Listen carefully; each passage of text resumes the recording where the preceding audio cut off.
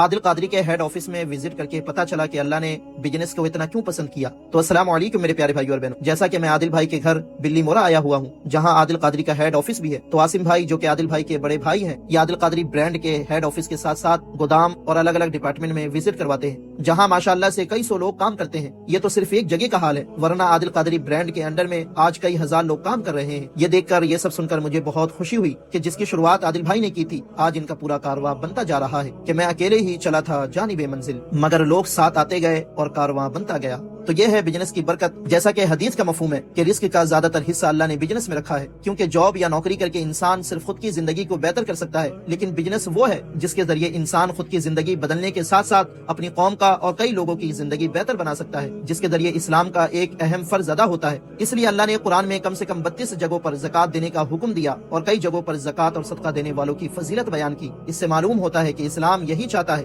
کہ مسلمان جائز طریقے سے خود کو اس لائق بنا لے کہ وہ دینے والا بن جائے۔ اس لیے ہمارے نبی فرماتے ہیں کہ لینے والے ہاتھ سے بہتر ہے دینے والا ہاتھ، اور اسی وجہ سے اللہ نے حلال طریقے سے بزنس کرنے کو پسند بھی کیا، کیونکہ ایک بزنس مین اپنے مال کے ذریعے حضرت عثمان غنی کی طرح اپنی قوم کے حالات بدلنے کی طاقت رکھتا ہے، اور بزنس روزگار پیدا کرتا ہے جو کہ کئی لوگوں کی ضرورتیں بھی پوری کرتا ہے۔ جیسا کہ عادل بھائی کے بزنس کرنے کی وجہ سے کئی ہزار لوگوں کو روزگار ملا، اور بزنس بھائی چارہ کو پروموٹ کرتا ہے، اور سب سے بڑی چیز یہ کہ تجارت کے ذریعے محتاجی ختم ہوتی ہے۔ اگر آج مسلمان معاشی طور پر مضبوط ہو جائے تو ہم دوسروں کے محتاج نہیں رہیں گے۔ اس لیے اسلام معاشی طور پر مضبوط ہونے کا ہمیں حکم دیتا ہے تاکہ مسلمانوں کو کسی کی غلامی یا محتاجی کا سامنا نہیں کرنا پڑے، اور میرا بھی مقصد بزنس کرنے کا یہی ہے کہ ہم اپنی قوم کے لیے کچھ کر پائے۔ تو اللہ عادل بھائی کو اور ترقیوں سے نوازے اور مجھے بھی ان کی طرح اللہ کامیاب کر دے تاکہ ہم سب مل کر اپنی قوم کے لیے کچھ کر پائے۔ خیر، پھر میں اس مشین کے ذریعے اس بوتل کو کسٹمائز کرتا ہوں اور اس پر اپنا نام لکھتا ہوں، جو کہ کچھ ہی دیر میں اس بوتل پر میرا نام پرنٹ ہو جاتا ہے۔